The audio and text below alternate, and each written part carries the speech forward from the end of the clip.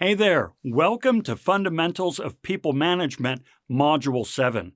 I'm Dr. Lon Schiffbauer, and today we are talking about motivation, rewards, and recognition. In our previous module, we talked about leading and directing our employees so that together they could achieve organizational objectives. But to do this, they need to be motivated to do the work. Now, we touched upon that topic when we talked about inspiring our employees to bring their very best to the game. But today we want to go deep into motivation. So to do that, let's first define motivation. Motivation is a person's willingness to apply their skills, passions, energies, and expertise in pursuit of a goal or outcome. It's the impetus that gives purpose and direction to how we behave and what we pursue. So you already understand motivation. There's no point in going deep into that. But with that definition in place, let's now discuss what actually motivates us. Now, the first thing that tends to motivate employees is that which we've already talked about, meaningful work. The more that we feel that the work has purpose and aligns with our values and that which we hold true and dear to us, the more we're going to be willing to bring our very best to the workplace. The next thing that really motivates employees is autonomy. There's nothing that makes us feel more demoralized than to feel like our every action is being dictated and directed by something external. We want to do things the way that we want to do things, the way that our experience and expertise and education has trained us to do the work. So the more that we're left alone to do things the way we want to do them, the more motivation we are going to feel. Now, I keep saying we, but your employees are the same way. They want to have the autonomy to do their jobs. Now, related to this is a third mechanism of motivation, which is the opportunity to employ our competencies, to do that which we're good at. We actually feel really good when we're doing something that we're good at, that we kind of feel like we have a grasp on.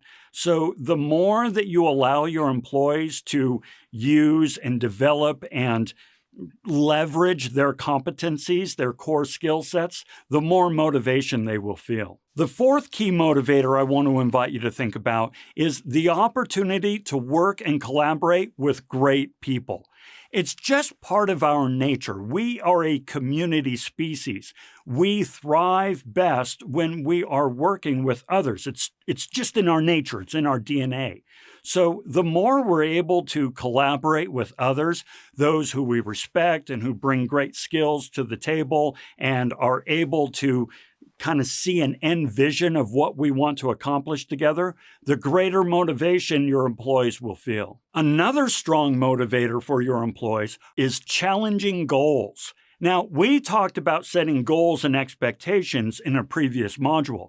Now, that's of course important to make sure that the work your employees are doing line up with the organizational objectives.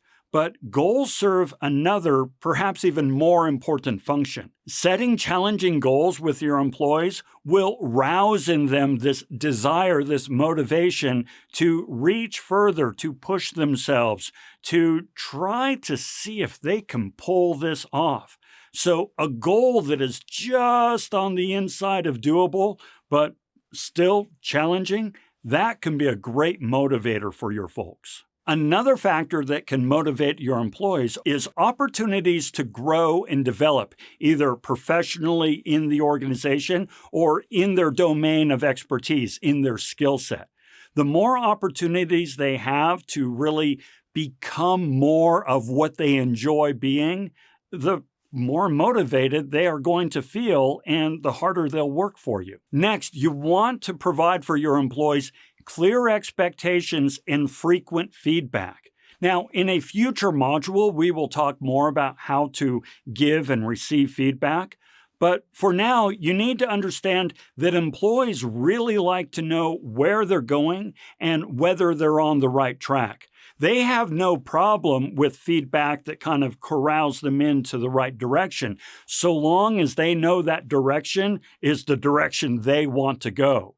So clear expectations, frequent feedback, this can really help. Next, few things are as powerful as a strong sense of accomplishment. When your employees see that the work they've done has resulted in something pretty spectacular, this inspires them to push further, to keep going, to really kind of see how far they can take their competencies. This is motivation. Finally, we all like recognition in some form or another. Understand that your employees don't want to be invisible. They want their accomplishments recognized. They want to know that the work they're doing has purpose and meaning and that you value it and appreciate it. Recognition is a way that they are able to measure whether or not what they're doing is even being noticed. Okay, so these are the things that I invite you to consider when you try to figure out how best to motivate your employees. Now, of course, it's going to be different for each individual employee, but that's for you to figure out. But these are the ingredients. These are the dials that you can try to adjust to figure out how to bring about the very best performance from your folks. But now what I want to do is talk about motivation as compared to a lack of motivation. It's actually important for us to consider the distinction between the two. Now, let me explain what I'm talking about. It's really tempting to just kind of assume that motivation runs along this one continuum, this one spectrum, right? So you've got motivated and not motivated. All right, that makes some sense. But the truth is, that's not really how it works. Research suggests that there's actually two spectrums, two continua to consider. I don't know what the plural of this is, but you get the idea, right? So the first one is job satisfaction. So are you satisfied or not satisfied with your job? The second one, and separate, is job dissatisfaction. Are you highly dissatisfied, or is your level of dissatisfaction low? Now, I know this can sound confusing, so let's talk through this.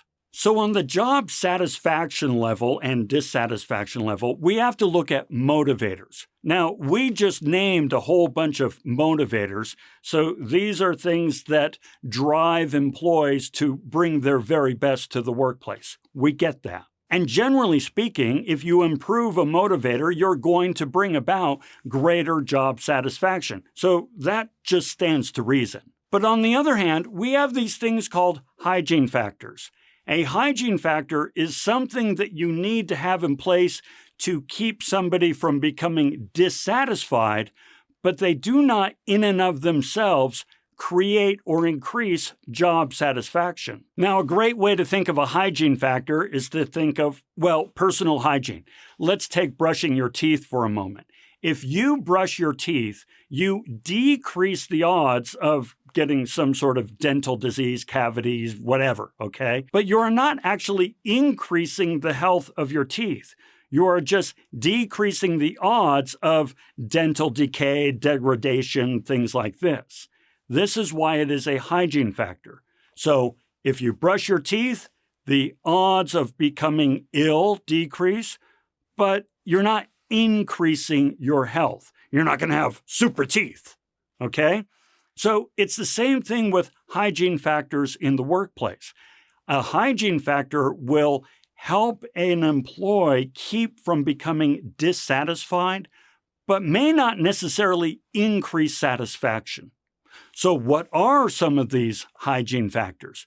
Well, there are things like pay and work condition and work rules and policies or relationships with the manager.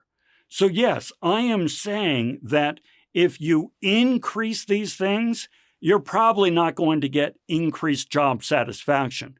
But if you decrease these things, job dissatisfaction will definitely increase. Now, I can feel your incredulity. I get it, okay? So let me give you an example. Let's say that your manager comes to you and says, hey, you know what? You've been doing a fantastic job. The company's been doing well, and so on and so forth. I am going to give you a 20% raise. Now, are you happy? Well, sure you're happy. A 20% raise is fantastic. Now, are you going to give 20% more productivity? Well, probably not. Okay, your thinking is, well, you know what? You've recognized me for the work I am doing. Therefore, you gave me a raise. Therefore, by extension, the work I am doing is worth that additional 20%. Therefore, I am already performing at that additional 20% level. Now, in fairness, it may decrease your odds of leaving, so it'll increase retention, which is great for a company. But the point is, the company is not going to get 20% more value out of you. They will, at best, keep you around. But now let's reverse this. Let's say your manager comes to you and says, you know what, we haven't been too terribly impressed. We're a little concerned. Company's not doing well. We're going to give you a 20% decrease in pay. We are reducing your pay by 20%. Now what are you going to do? You're going to look for another job. You are certainly not going to bring your very best to the table. And are you going to maintain your level of contribution, your level of productivity? Not by a long shot. It will reduce. So you can see how this is a hygiene factor. If we increased it, it's still healthy, but they're not getting more productivity. But if they decrease it, they are going to create a lot of job dissatisfaction with you. Think of hygiene factors as the cost of entry. By providing decent pay, good work conditions, supportive policies, and competent managers, you're not giving your employees anything they don't have a right to expect. This is just the price of doing business. And yet, you take away these things that they have a right to expect, and yeah, it's going to hurt. Now, another aspect of motivation, there's so many ways to look at this, is extrinsic motivation versus intrinsic motivation. Extrinsic motivation comes to us from outside, externally, extrinsic. Somebody else gives it to us. So extrinsic motivators are things like pay and benefits, work conditions, and status in the organization. On the other hand, intrinsic motivation comes to us from within. It is internal to who we are, to how we approach our work. So, intrinsic motivators include things like challenging and purposeful work, recognition for our accomplishments, achievements, opportunities, and personal growth. So why do we want to think about extrinsic motivators versus intrinsic motivators? Well, because intrinsic motivators, for the most part, are stronger than extrinsic motivators. Now, that isn't to say that extrinsic doesn't matter. If they stopped paying you, it doesn't matter how much you love your work, you'd stop going to work. So pay, benefits, and status, work conditions, these things matter. But as I said before, they're kind of the cost of entry. This is what you have to provide your employees. They have a right to expect this. On the other hand, if you can channel their intrinsic motivators, basically tie what makes them tick to the work, well, now you've got a performing employee. You already know this. Think about this for a moment. Do you have any hobbies? How much are you paid to do these hobbies? You're not paid at all to do these hobbies. In fact, you pay other people to do these hobbies. Me, I used to be into Ironman triathlons. Maybe you're into golf. I'm into video production. I have paid a lot of money to participate in Ironman, to produce these videos and so forth. It is who I am. It's what I enjoy to do. I am willing to pay for the privilege of engaging in my hobbies. And chances are you are too. So one way I like to explain extrinsic versus intrinsic is, with extrinsic, I'll do it if you pay me.